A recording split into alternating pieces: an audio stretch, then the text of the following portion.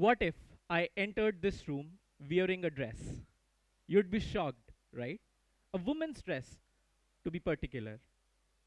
What if someone who's differently abled than us entered this room? You'd be staring at them, isn't it? Well, this is what are the topics which intrigued me and are the elephants of this room. And I'm here to talk about it, be very sure. Well, I'm here to talk about the elephant in the room, the LGBTQ community, which has always been underrepresented, the differently abled who have always been sidelined by the majority. Get ready to see some unconventional discussions.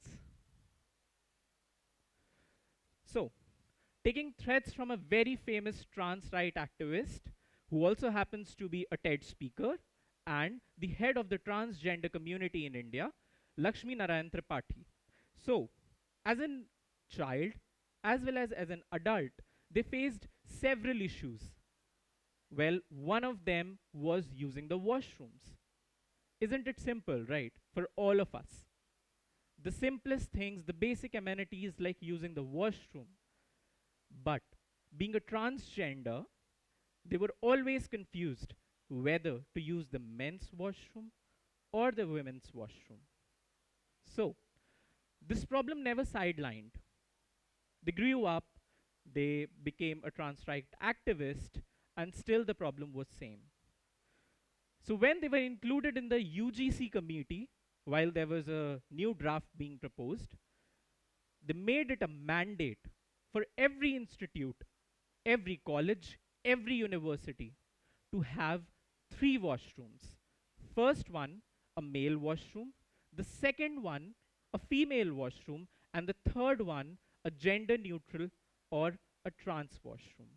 Well, it is because of enablers like them, like Alok Ved Menon, who have worked tirelessly in their field, that we are standing here having talks about diversity and inclusion. Also, just quoting a fun fact that clothes which were never a part of any gender are now being labeled as male, female, or kids. Well, I am still amused. How can someone just, identify as, oh, this is a male dress, oh, this is a female dress? What if I wore something which is not generally accepted? Would they banish me? Would they remove me if I am being myself? These are what these enablers did. So, a very similar incident happened with me while I was the placement coordinator at my B school. There was a pool campus going on, and I was doing my regular work, handling all the students. People were coming in, people were going out, they were nervous. I had to handle each and everything that was going around. During that moment, in the hustle bustle, a person comes up to me and asks, "Hey, could you please help me with where the washroom is?" I said, "Yeah, sure. It is towards straight and towards the left." They said, "Okay, thank you," and left. A very small incident, right? We all would be thinking this is very normal. But what followed is where the story starts. After 2 minutes, the same person came back to me with a very soft tone and asked me, "Could you please help me with a gender neutral washroom?" Well, that was the moment.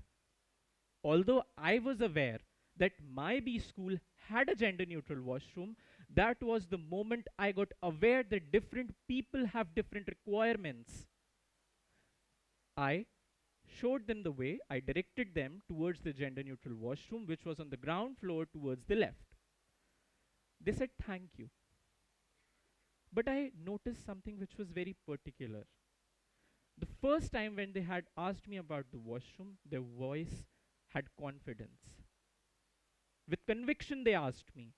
The second time, it was soft, as if they were scared of something, as if they were not sure whether the things that they require would be available to them. Well, that is the moment of truth.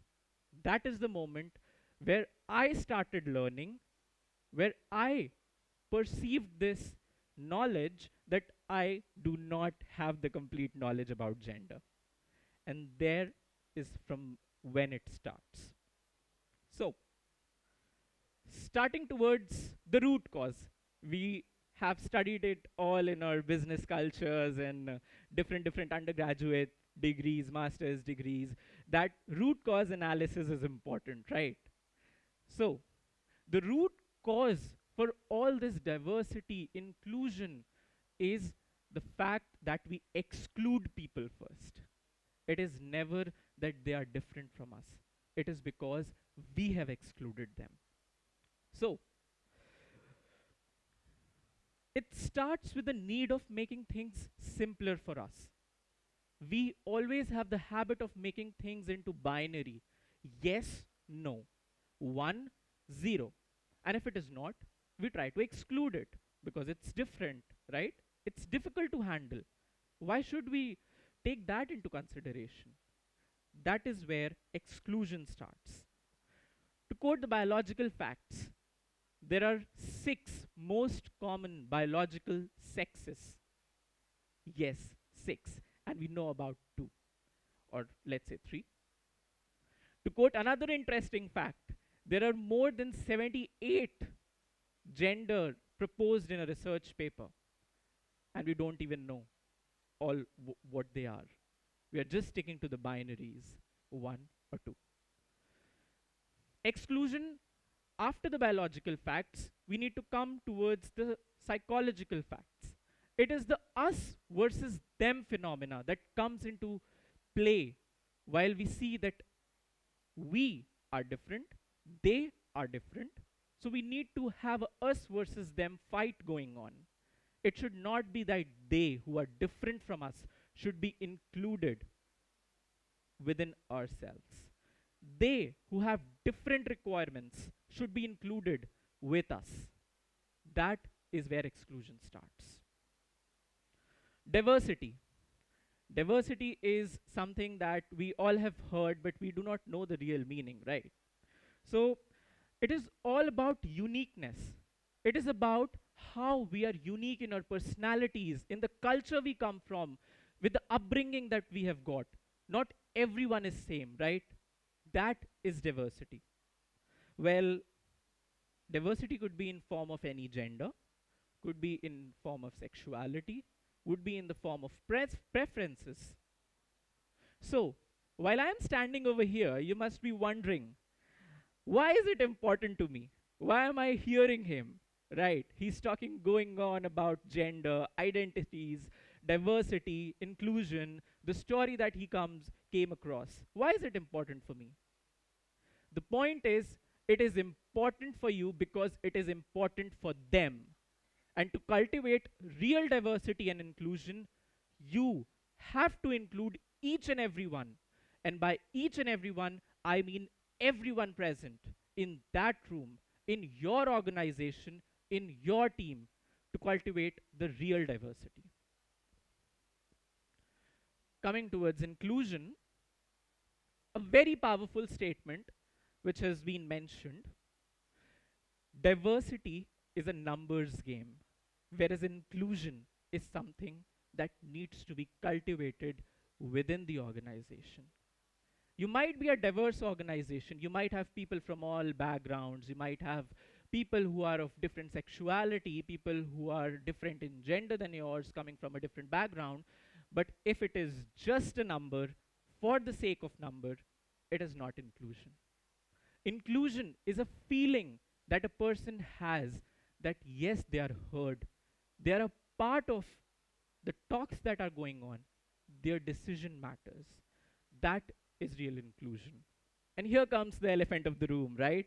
The LGBTQ+. Anyone who talks about it is thought to be associated with the same term. So let's talk about it, right? Don't you want to talk about it? I know you'd be thinking it's very rational, but it's high time we address this.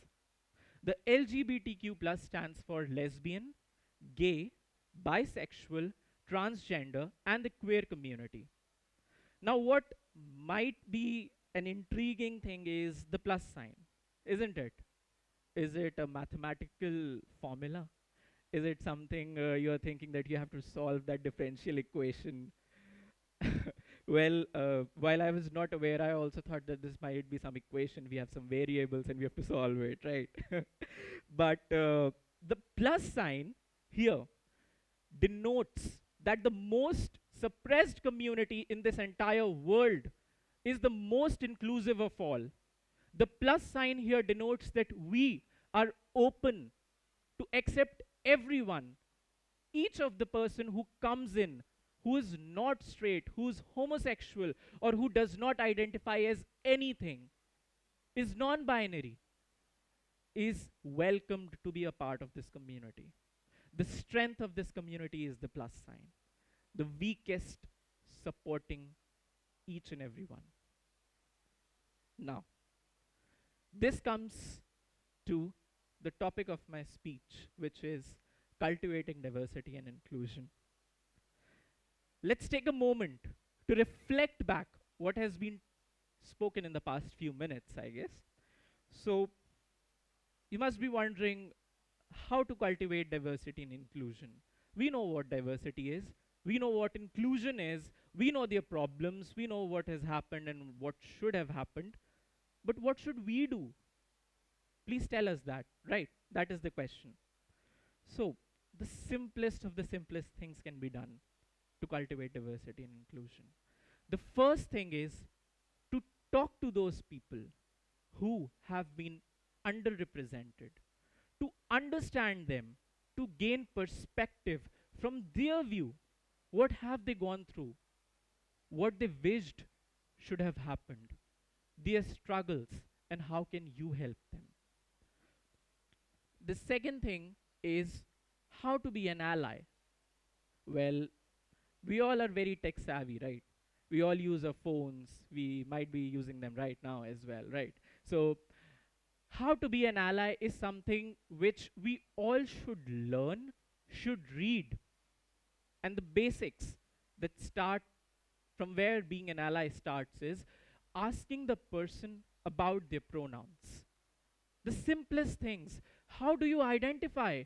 How do you know after looking at them that that person is a he or a she or a they, or they might not be comfortable using any of the pronouns? We judge them, right? The basic step is please do not consider having judged a person's identity with the way they look.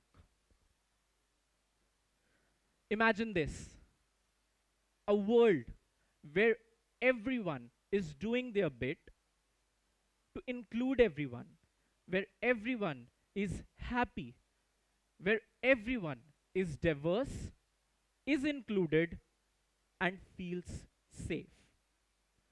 Towards the end, I would like to say that in this cruel business world, when it's time to include people, please use your hearts and not your brains. Thank you.